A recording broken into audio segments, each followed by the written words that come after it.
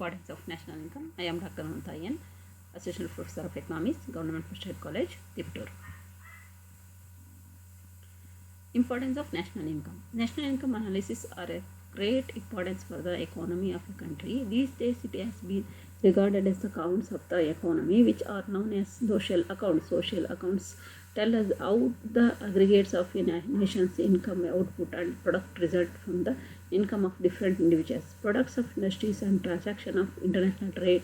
This helps us to assess the pace of economic development of a country. If they are not in a position to measure the progress of the country precisely, at least they show us the trends and they give us at least an idea as to standard of living of community or the people of the country. ಇಲ್ಲಿ ರಾಷ್ಟ್ರೀಯ ಆದಾಯದ ಪ್ರಾಮುಖ್ಯತೆ ಏನು ಅಂತಂದಾಗ, ರಾಷ್ಟ್ರೀಯ ಆದಾಯದ ಪ್ರಾಮುಖ್ಯತೆಗೆ ಬಂದು ನಾವು ನೋಡಿದಾಗ ರಾಷ್ಟ್ರೀಯ ಆದಾಯವನ್ನು ನಿರ್ಧರಿಸುವ ಅಂಶಗಳು ರಾಷ್ಟ್ರೀಯ ಆದಾಯದ ಪ್ರಾಮುಖ್ಯತೆ ಅಥವಾ ಮಹತ್ವ ಏನಪ್ಪ ಅಂದರೆ, ರಾಷ್ಟ್ರೀಯ ಆದಾಯದ ಅಳತೆಯು ಪ್ರತಿಯೊಂದು ದೇಶಕ್ಕೂ ಸಹ ಉಪಯುಕ್ತವಾಗಿರುವಂತಹದ್ದು. ಅದು ಅನೇಕ ಅಂಶಗಳ ಮೇಲೆ ಬೆಳಕನ್ನು ಚೆಲ್ಲುವಂತಹ ಒಂದು ಕಾರ್ಯವನ್ನು ಮಾಡುತ್ತೆ. ರಾಷ್ಟ್ರದ ಸಮಗ್ರ ವ್ಯವಸ್ಥೆಯ ಚಿತ್ರಣವನ್ನು ನೀಡುತ್ತೆ. ಈ ಅಂಶಗಳನ್ನು ನಾವು ಯಾವ್ಯಾವುದರಲ್ಲಿ, ಉದಾಹರಣೆಗೆ trade, transaction of international trade, ಅಂತಾರಾಷ್ಟ್ರೀಯ ಒಂದು ವ್ಯಾಪಾರ ಇರ್ಬೋದು, ಡಿಫ್ರೆಂಟ್ ಇಂಡಿವಿಜುವಲ್ಸ್ ಇರ್ಬೋದು, ಪ್ರಾಡಕ್ಟ್ಸ್ ಇಂಡಸ್ಟ್ರೀಸ್ ಬಗ್ಗೆ ಇರ್ಬೋದು, ಹಲವಾರು ವಿಚಾರಗಳನ್ನು ಅದರ ಬಗ್ಗೆ ತಿಳಿಸ್ಕೊಡುವಂಥದ್ದು. For that they are helpful in the assessment of the saving and investment potential of community. ಒಂದು ಸಮುದಾಯಕ್ಕೆ ಸಂಬಂಧಪಟ್ಟಂತಹ ಉಳಿತಾಯ ಇರ್ಬೋದು, ಹೂಡಿಕೆಗಳಿರ್ಬೋದು, ಇವುಗಳ ಬಗ್ಗೆ ತಿಳ್ಕೊಳ್ಳುತ್ತೆ. Because they are rate savings of investment final dependent on national income, you can draw and make inter country ಅಂದರೆ ರಾಷ್ಟ್ರಗಳ ಮಧ್ಯೆ ಇರುವಂತಹ ಒಂದು ಅಂಶಗಳ ಬಗ್ಗೆ ಬಗ್ಗೆ ತಿಳ್ಕೊಳುತ್ತೆ. Comparison by taking the national income analysis of 2 countries which will help us to know where we stand among the world economies. ಈ ಒಂದು ಪ್ರಾಪಂಚಿಕವಾದಂತಹ ಒಂದು ವಿಚಾರಗಳನ್ನು, ಪ್ರಪಂಚದ ಆರ್ಥಿಕ ವ್ಯವಸ್ಥೆಯಲ್ಲಿ ಏನಾಗಿದೆ ಅನ್ನೋದ್ರ ಬಗ್ಗೆ ಸಹ ನಾವು ತಿಳ್ಕೊಳ್ಬೋದು. This help us to assess intersectoral growth of an economy. This information is useful in planning the development of the various sectors. Following national income importance are therein. ಇಲ್ಲಿ ಕೆಳಗೆ ನಾವು ಪ್ರಮುಖವಾದಂತಹ ಕೆಲವೊಂದು ರಾಷ್ಟ್ರೀಯ ಆದಾಯದ ಮಹತ್ವದ ಕೆಲವು ಅಂಶಗಳನ್ನು ಪರಿಗಣಿಸಬಹುದು. ಒಂದು, economic policy, economic planning, economic structure, inflationary and deflationary gaps, budgetary policy, national expenditure, distribution of grants in aid, standard of living comparison, international space, defense and development, public sector. First one, economic policy, ಆರ್ಥಿಕ ನೀತಿಗಳು. National income figures are an important tool of macroeconomic analysis and policy. National income estimates are the most comprehensive measures of aggregate economic activity in an economy. It is through the such estimates that we know the aggregate yield of the economy and can lay down future economic policy for development. ಈ economic policy ಎನ್ನುವಂಥದ್ದು ಅಂದರೆ ಒಂದು ದೇಶದ ಆರ್ಥಿಕ ಸ್ಥಿತಿ, ದೇಶದ ಆರ್ಥಿಕ ರಚನೆ ಬಗ್ಗೆ ನಾವು ತಿಳ್ಕೊಳ್ತೀವಿ ಅಂತ. ಅಂದರೆ ರಾಷ್ಟ್ರೀಯ ಆದಾಯದಿಂದ ದೇಶದ ಆರ್ಥಿಕ ರಚನೆ ಬಗ್ಗೆ ಮಾಹಿತಿ ದೊರೆಯುತ್ತೆ ನಮಗೆ. ಆರ್ಥಿಕ ವ್ಯವಸ್ಥೆಯಲ್ಲಿ ಯಾವ ಕ್ಷೇತ್ರ ಪ್ರಬಲವಾಗಿದೆ ಎಂಬ ವಿಚಾರಗಳನ್ನು ಸಹ ನಾವಿಲ್ಲಿ ಸರಾಸರಿಯಾಗಿ ತಿಳ್ಕೊಳ್ಬಹುದು. ಮತ್ತು ವಿವಿಧ ಕ್ಷೇತ್ರಗಳ ಪ್ರಾಮುಖ್ಯತೆ ಎಷ್ಟು ಅನ್ನೋದನ್ನು ಸಹ measuring aggregate economic activity in an economy. It is through the such estimate that we aggregate healed. ಯಾವುದು ಹೆಚ್ಚು ಪ್ರತಿಫಲವನ್ನು ನೀಡುತ್ತೆ ಅನ್ನೋದನ್ನು ಸಹ ನಾವು ಇದರಲ್ಲಿ ತಿಳ್ಕೊಳ್ಳಿಕ್ಕೆ ಸಾಧ್ಯತೆ ಇದೆ ಅನ್ನುವಂಥದ್ದನ್ನು ನಾವು ಮೊದಲನೇ ಅಂಶದಲ್ಲಿ ತಿಳ್ಕೊಳ್ತೀವಿ. ಸೆಕೆಂಡ್ ಒನ್, ಎಕನಾಮಿಕ್ ಪ್ಲಾನಿಂಗ್, ಆರ್ಥಿಕ ಯೋಜನೆ ಅನ್ನುವಂಥದ್ದು. ಇಲ್ಲಿ ನಾವು ಪ್ರಮುಖವಾಗಿ ಯಾವುದೇ ಒಂದು ದೇಶದ ಆರ್ಥಿಕ ವಿಚಾರಗಳನ್ನು ತಿಳ್ಕೊಳ್ಬೋದು. ಯೋಜನೆ, ಪ್ಲ್ಯಾನನ್ನು, ಅಂದರೆ ಯಾವುದೇ ಕೆಲಸ ಮಾಡಬೇಕಾದ್ರೂ ಪ್ಲ್ಯಾನ್ ಬೇಕು. National income statistics are the most important tools for long term and short term economic planning. ಅಲ್ಪಾವಧಿ ಮತ್ತು ದೀರ್ಘಾವಧಿಯ ಒಂದು ಯೋಜನೆಗಳನ್ನು ಇಲ್ಲಿ ಅಂದರೆ ಅಂಕಿಅಂಶಗಳ ಪ್ರಕಾರ ರಾಷ್ಟ್ರೀಯ ಆದಾಯದ ಲೆಕ್ಕಾಚಾರವನ್ನು ಮಾಡಬೇಕಾದ್ರೆ ಮಾಡಲಾಗುತ್ತೆ. A country cannot possible frame A plan without having A prior knowledge of the trends in national income. The Planning Commission in India also kept in view the national income estimates before formulating the 5 years plan. ಪಂಚವಾರ್ಷಿಕ ಯೋಜನೆಗಳ ಅವಧಿಯಲ್ಲಿ ಅಂದರೆ ಈ ಒಂದು without formulation ಅಂದರೆ ಈ ಪಂಚವಾರ್ಷಿಕ ಯೋಜನೆಯನ್ನು ಬಿಟ್ಟು ನಾವು ಕಾರ್ಯವನ್ನು ಮಾಡಲಿಕ್ಕೆ ಸಾಧ್ಯತೆ ಇಲ್ಲ. ಹಾಗಾಗಿ the trend national income, the planning commission in India also kept in view the national income estimates before formulating the 5 years plan. ಅಂದರೆ ಪಂಚವಾರ್ಷಿಕ ಯೋಜನೆಗಳ ಅವಧಿಯ ಒಳಗಡೆ ಈ ಏನು ಆರ್ಥಿಕ ಯೋಜನೆಗಳನ್ನು ಮಾಡ್ಕೊಳ್ಬೇಕು ಅನ್ನೋದನ್ನು ಪಂಚವಾರ್ಷಿಕ ಯೋಜನೆಗಳ ಅವಧಿಯಲ್ಲಿ ಹಾಕ್ಕೊಳ್ಳುತ್ತೆ ಅನ್ನುವಂಥದ್ದು. Third one, economy structure. National income statistics enable us to have clear idea about the structure of the economy. It enables us to know the relative importance of the various sectors of the economy and their contribution towards national income. From these studies, we learn how income is produced, how it is distributed, how much is spent, saved or taxed. Economy structure, rachane. National income statistics enable us to have clear idea about the structure of the economy. ಒಂದು ದೇಶದ ಆರ್ಥಿಕ ಚಿತ್ರಣ, ಸಮಗ್ರ ಚಿತ್ರಣವನ್ನು ಇದು ನೀಡುತ್ತೆ ಅಂತ. It enable us to know the relative importance of the various sectors. ಹಲವು ಅಂದರೆ ಬೇರೆ ಬೇರೆ ಸೆಕ್ಟರ್ಗಳ ಬಗ್ಗೆ ತಿಳ್ಕೊಳುತ್ತೆ. Of the economy and their contribution towards national income. ಬೇರೆ ಬೇರೆ ಅಂದರೆ ಹಲವಾರು ವಿಧದ ಏನಿದೆ, ಪ್ರಾಥಮಿಕ ವಲಯ ಇರ್ಬೋದು, ದ್ವಿತೀಯ ವಲಯ ಇರ್ಬೋದು, ಅಥವಾ ತೃತೀಯ ವಲಯ, ಈ ಎಲ್ಲ ವಲಯಗಳ ಕಾಂಟ್ರಿಬ್ಯೂಷನ್ ಏನಿದೆ ರಾಷ್ಟ್ರೀಯ ಆದಾಯಕ್ಕೆ ಅನ್ನೋದನ್ನು ತಿಳ್ಕೊಳ್ತೀವಿ. From these studies we learn how income is produced. ಯಾವ ರೀತಿ ಆದಾಯವನ್ನು ಗಳಿಸ್ತವೆ ಅಂದರೆ ಉತ್ಪಾದನೆ ಗಳಿಸ್ತವೆ ಅಥವಾ ಕ್ರಿಯೇಟ್ ಮಾಡ್ತೇವೆ ಅಂತ. How it is distributed, how much is spent, saved or tax. ಯಾವ ರೀತಿ ಟ್ಯಾಕ್ಸನ್ನು ಕಟ್ತವೆ, ಯಾವ ರೀತಿ ಉಳಿತಾಯವನ್ನು ಮಾಡ್ತವೆ, ಯಾವ ರೀತಿ ಡಿಸ್ಟ್ರಿಬ್ಯೂಟ್ ಹಂಚಿಕೆಯನ್ನು ಮಾಡಲಾಗುತ್ತೆ ಅನ್ನೋದನ್ನು ನಾವು ಇದರಲ್ಲಿ ತಿಳ್ಕೊಳ್ತೀವಿ ಅನ್ನುವಂಥದ್ದು.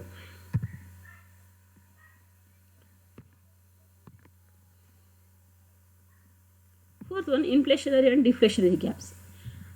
National income and national product figures enable us to have an idea of the inflationary and deflationary gaps. ಅಂದರೆ ಆರ್ಥಿಕ ಹಣದುಬ್ಬರ ಮತ್ತು ಹಣದಿಳಿತ ಇವುಗಳ ನಡುವಿರುವಂತಹ ಅಂತರವನ್ನು ಬಗ್ಗೆ ಸಹ ರಾಷ್ಟ್ರೀಯ ಆದಾಯದಿಂದ ನಾವು ತಿಳ್ಕೊಳ್ಳಿಕ್ಕೆ ಸಾಧ್ಯತೆ ಇದೆ. For accurate and timely anti inflationary and deflationary policies, ಆ ಒಂದು ಆಂತರಿಕವಾದಂಥ ಏನು ಅಂತರ ಇದೆಯೋ, ಇನ್ಫ್ಲೇಷನರಿ ಗ್ಯಾಪ್ಸ್ ಅನ್ನುವಂಥದ್ದು ಇದೆಯೋ, ಅಂತರ ಇದೆಯೋ, ಹಣದುಬ್ಬರದ ಅಂತರ ಅಥವಾ ಇರೋ ಹಣದ ಇಳಿತ ಅಥವಾ ಆರ್ಥಿಕ ಮುಗ್ಗಟ್ಟಿನ ಅಂತರಗಳ ನಡುವಿರುವಂತಹ ಅಂಶಗಳನ್ನು ಕಡಿಮೆ ಮಾಡಲಿಕ್ಕೆ ಏನು ಮೆಜರ್ಗಳನ್ನು ಮಾಡಬೇಕು ಅನ್ನೋದನ್ನು ಸಹ ನಾವು ರಾಷ್ಟ್ರೀಯ ಆದಾಯದ ಅಂದಾಜನ್ನು ಮಾಡೋದ್ರಿಂದಾಗಿ ತಿಳ್ಕೊಳ್ಳಿಕ್ಕೆ ಸಾಧ್ಯತೆ. We need regular estimates of national income. ಅಂದರೆ ನಾವು ಅದನ್ನು ಅಂದಾಜನ್ನು ಮಾಡೋದ್ರಿಂದ ತಿಳ್ಕೊಳ್ಳಿಕ್ಕೆ ಸಾಧ್ಯತೆ ಅಂತ ಇದೆ ಅಂತ. Fifth one, budgetary policies. Budgetary ಅಂದರೆ ನಮಗೆಲ್ಲ ಗೊತ್ತಿದೆ ಏನು, ಆಯವ್ಯಯ. ಈ ಬಜೆಟರಿ ಪಾಲಿಸಿ, ಆಯವ್ಯಯ ನೀತಿಗಳ ಬಗ್ಗೆ ಸಹ ನಮಗೆ ತಿಳ್ಕೊಳ್ಳಿಕ್ಕೆ ರಾಷ್ಟ್ರೀಯ ಆದಾಯದಿಂದ ಸಾಧ್ಯತೆ ಇದೆ ಅಂತ. Modern governments try to prepare their budgets within the framework of national income data and try to formulate anti cyclical policies according to the facts revealed by the national income estimates. ಏನು ಆಧುನಿಕ ಸರ್ಕಾರಗಳಿವತ್ತು ಬಜೆಟನ್ನು ಅಂದರೆ ಲೆಕ್ಕಾಚಾರವನ್ನು ಮಾಡಬೇಕಾದ್ರೆ ಪ್ರಮುಖವಾಗಿ ಪರಿಗಣಿಸುವಂಥದ್ದು ಏನಪ್ಪ ಅಂತಂದರೆ ರಾಷ್ಟ್ರೀಯ ಆದಾಯ ಎಷ್ಟಿದೆ ಅನ್ನೋದು. ಈ ರಾಷ್ಟ್ರೀಯ ಆದಾಯದ ಅಂದಾಜನ್ನು ಮಾಡ್ಕೊಳ್ಳೋದ್ರ ಮೂಲಕ, ಅದರ ಒಂದು ಪಾಲಿಸಿಗಳನ್ನು ತೆಗೆದುಕೊಳ್ಳುವ ಮೂಲಕ ರಾಷ್ಟ್ರೀಯ ಆದಾಯದ ಅಂದಾಜಿನ ಆಧಾರದ ಮೇರೆಗೆ ಇಲ್ಲಿ ನಾವು ಏನನ್ನು ಬಜೆಟ್ ಅಂದರೆ ಆಯವ್ಯಯವನ್ನು ಮಂಡಿಸಲಾಗ್ತಾರೆ. Even taxation and borrowing policies are framed as to avoid fluctuation in national income. ಇಲ್ಲಿ ನಾವು ತೆರಿಗೆಯನ್ನು ಹಾಕಲಿಕ್ಕೆ ಮತ್ತು ಅದನ್ನು ಪಾಲಿಸೀಸ್ ಬಾರೋಯ್ ಮಾಡಲಿಕ್ಕೆ ಮತ್ತು ಫ್ಲಕ್ಚುಯೇಷನ್ಸ್ ಮಾಡಲಿಕ್ಕೂ ಸಹ ನ್ಯಾಷನಲ್ ಇನ್ಕಮ್ ನಮಗೆ ಸಹಕಾರಿಯಾಗಿದೆ ಅನ್ನುವಂಥದ್ದು. ಸಿಕ್ಸ್ತ್ ಒನ್, ನ್ಯಾಷನಲ್ ಎಕ್ಸ್ಪೆಂಡಿಚರ್, ರಾಷ್ಟ್ರೀಯ ವೆಚ್ಚ ಅನ್ನುವಂಥದ್ದು. ಅಥವಾ national income studies show how national expenditure is divided between consumption expenditure and investment expenditure. ರಾಷ್ಟ್ರೀಯ ಆದಾಯ ಏನನ್ನು ಅಧ್ಯಯನ ಮಾಡುತ್ತೆ ಅಂದರೆ ನ್ಯಾಷನಲ್ ಎಕ್ಸ್ಪೆಂಡಿಚರ್, ರಾಷ್ಟ್ರೀಯ ವೆಚ್ಚ ಎಷ್ಟಿದೆ, divided between consumption expenditure and investment expenditure. ಯಾವುದು ಅನುಭೋಗ ವೆಚ್ಚ ಮತ್ತು ಹೂಡಿಕೆ ವೆಚ್ಚ, ಇವುಗಳನ್ನು ಸೇರಿಸಿದಾಗ ನಾವು ರಾಷ್ಟ್ರೀಯ ವೆಚ್ಚವನ್ನು ತಿಳಿದುಕೊಳ್ತೀವಿ. ಹಾಗಾಗಿ ಎಷ್ಟಿದೆ ಅನ್ನೋದನ್ನು ತಿಳ್ಕೊಳ್ತೀವಿ. Enable us to provide for reasonable depreciation to maintain the capital stock of a community. To liberal allowance of depreciation may prove harmful as it may unnecessarily lead to a reduction in consumption. Seventh one, distribution of grants in aid. National income estimates help us fair distribution of grants in aid by the federal governments to the state governments and the constituent units.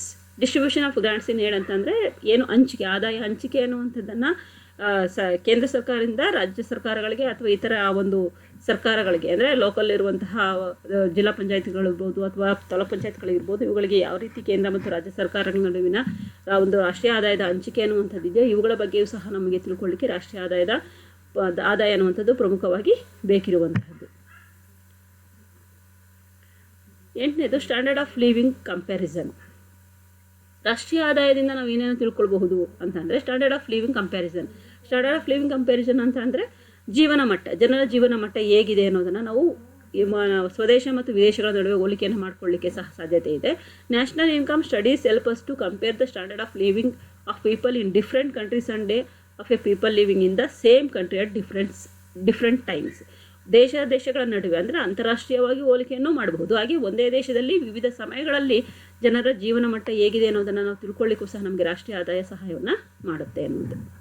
9. International spare. National income studies are important even the international sphere, as these estimates not only help us to fix the burden of international payments equitably amongst different nations, but also enable us to determine the subscription and quotas of different countries in international organizations like UNO, IMF, IBRD, etc. International spare ಅಂದರೆ ಪ್ರಮುಖವಾಗಿ ಇಲ್ಲಿ ನಾವು ಏನು ಅಂತಾರಾಷ್ಟ್ರೀಯವಾಗಿ ರಫ್ತು ಮತ್ತು ಆಮದುಗಳನ್ನು ಮಾಡ್ಕೊಳ್ತಾ ಇದ್ದೀವೋ ಅಂತ ಅಂತಾರಾಷ್ಟ್ರೀಯ ವ್ಯಾಪಾರದಲ್ಲಿ ಇದರಲ್ಲೂ ಸಹ ಪ್ರಮುಖವಾಗಿ ಆಮದಿನ ಮೇಲೆ ಹಾಕುವಂತಹ ಕೋಟಾಗಳಿಂದಾಗಿ ರಾಷ್ಟ್ರೀಯ ಆದಾಯದ ಮೇಲೆ ಯಾವ ರೀತಿಯ ಪರಿಣಾಮಗಳು ಉಂಟಾಗುತ್ತೆ ಅನ್ನೋದನ್ನು ಸಹ ನಾವು ತಿಳ್ಕೊಳ್ಳಿಕ್ಕೆ ಸಾಧ್ಯತೆ ಇದೆ. ಅದರಲ್ಲೂ ಸಹ ಪ್ರಮುಖವಾಗಿ IMF ಮತ್ತು IBRD ಹಾಗೂ UNO, United Nation of Organisation, ಇವುಗಳನ್ನು ನಾವು ಯಾವ ರೀತಿ ಆರ್ಗನೈಸ್ ಮಾಡಬಹುದು, ಯಾವ ರೀತಿ ಇದ್ರಗಳ ಮೇಲೆ ನಾವು ಹಣವನ್ನು ಹೂಡಿಕೆಯನ್ನು ಮಾಡಲಿಕ್ಕೆ ಸಾಧ್ಯತೆ ಇದೆ ಅನ್ನೋದನ್ನು ಸಹ ನಾವು ಇದರಿಂದ ತಿಳ್ಕೊಳ್ಳಿಕ್ಕೆ ಸಾಧ್ಯತೆ ಇದೆ. 10th, defence and development. Defence and development ಅಂದರೆ ರಕ್ಷಣೆ ಮತ್ತು ಅಭಿವೃದ್ಧಿ. National income estimates help us to divide the national product between defence and development purposes.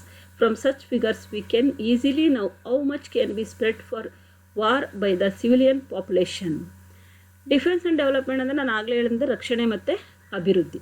ಯಾವುದೇ ಒಂದು ದೇಶ ಪ್ರಮುಖವಾಗಿ ಆ ದೇಶದ ಅಭಿವೃದ್ಧಿಗೆ ಎಷ್ಟು ಪ್ರಾಮುಖ್ಯತೆಯನ್ನು ನೀಡುತ್ತೋ ಅಷ್ಟೇ ಪ್ರಮುಖವಾದಂತಹ ಪ್ರಾಮುಖ್ಯತೆಯನ್ನು ಆ ದೇಶದ ರಾಷ್ಟ್ರದ ರಕ್ಷಣೆಗೂ ಸಹ ನೀಡಬೇಕು. ಹಾಗಾಗಿ ರಾಷ್ಟ್ರೀಯ ಆದಾಯ ಅನ್ನುವಂಥದ್ದು ದೇಶದ ರಕ್ಷಣೆಗೆ ಮತ್ತು ದೇಶದ ಅಭಿವೃದ್ಧಿಗೆ ಪೂರಕವಾಗಿರುವಂತಹ ಒಂದು ಕೆಲಸವನ್ನು ಮಾಡುತ್ತೆ. ಅದರ ಪ್ರಮುಖವಾದಂತಹ ಉದ್ದೇಶನೇ ಒಂದು ದೇಶದ ರಕ್ಷಣೆಗೆ ಬೇಕಾದಂತಹ ಯುದ್ಧ ಸಾಮಗ್ರಿಗಳನ್ನು ಅಥವಾ ಅದಕ್ಕೆ ಬೇಕಾದಂತಹ ಒಂದು ಸಾಮಗ್ರಿಗಳನ್ನು ತಯಾರಿಸುವಂಥದ್ದು, ರಕ್ಷಣಾತ್ಮಕ ಸಾಮಗ್ರಿಗಳನ್ನು ತಯಾರಿಸಿಕೊಳ್ಳುವಂತಹದ್ದು ಮತ್ತು ಆ ದೇಶದ ಅಭಿವೃದ್ಧಿಯನ್ನು ಕಾಯ್ದುಕೊಳ್ಳುವಂಥದ್ದು. From such figures we can easily know how much can be spread for war by the civilian population. ಈ ನಾಗರಿಕವಾದಂತಹ ಒಂದು ಜನರು ಯಾವ ರೀತಿ ಒಂದು ಯುದ್ಧಗಳಿಗೆ ಸನ್ನದ್ಧರಾಗಲಿಕ್ಕೆ ಬೇಕಾದಂತಹ ಏನು ಹೊಸ ಯುದ್ಧೋಪಕರಣಗಳಿದೆಯೋ, ಯಂತ್ರೋಪಕರಣಗಳಿದೆಯೋ ಅಥವಾ ಹೊಸ ತಂತ್ರಗಳನ್ನು ಇದೆಯೋ ಇವುಗಳನ್ನು ಪ್ರಮುಖವಾಗಿ ಉತ್ಪಾದನೆ ಮಾಡಲಿಕ್ಕೆ ರಾಷ್ಟ್ರೀಯ ಆದಾಯ ಅತಿ ಅವಶ್ಯಕವಾಗಿದೆ. ಹಾಗಾಗಿ ಈ ರಾಷ್ಟ್ರೀಯ ಆದಾಯದಿಂದ ನಾವು ಒಂದು ದೇಶದ ರಕ್ಷಣೆ ಯಾವುದರ ಮಟ್ಟಿಗೆ ಎಷ್ಟರ ಮಟ್ಟಿಗೆ ಇದೆ ಅನ್ನುವಂಥದ್ದನ್ನು ಸಹ ನಾವು ತಿಳ್ಕೊಳ್ಳಿಕ್ಕೆ ಸಾಧ್ಯತೆ ಇದೆ. ಆ ದೇಶ ಯಾವ ರೀತಿ ಬೇರೊಂದು ದೇಶವನ್ನು ಡಿಫೈನ್ ಮಾಡ್ಕೊಳ್ಬಹುದು ಅನ್ನೋದನ್ನು ಸಹ ನಾವಿಲ್ಲಿ ನೋಡಬಹುದು. 11th one, ಪಬ್ಲಿಕ್ ಸೆಕ್ಟರ್, ಸಾರ್ವಜನಿಕ ಕ್ಷೇತ್ರ. National income figures enable us to know the relative roles of public and private sectors in the economy. If most of the activities are performed by state, we can easily conclude that public sector is playing a dominant role. ಒಂದು ರಾಷ್ಟ್ರದ ರಾಷ್ಟ್ರೀಯ ಆದಾಯದಲ್ಲಿ ಪ್ರಮುಖವಾಗಿ ಸರ್ಕಾರ ಅನ್ನುವಂಥದ್ದು publics ಅಂದರೆ ಸಾರ್ವಜನಿಕ ಕ್ಷೇತ್ರ ಅನ್ನುವಂಥದ್ದು ಬಹಳ ಪ್ರಮುಖವಾಗಿ ಕಾರ್ಯವನ್ನು ನಿರ್ವಹಿಸುತ್ತೆ.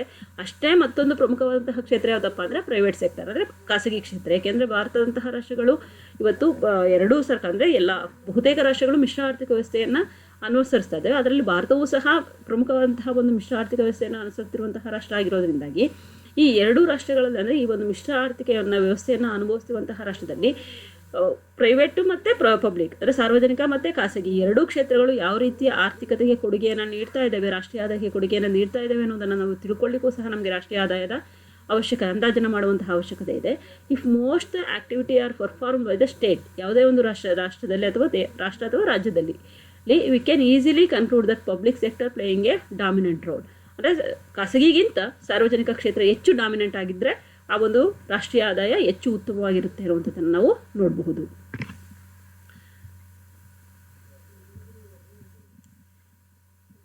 Thank you. ಇದಿಷ್ಟು ರಾಷ್ಟ್ರೀಯ ಆದಾಯದ ಪ್ರಾಮುಖ್ಯತೆ.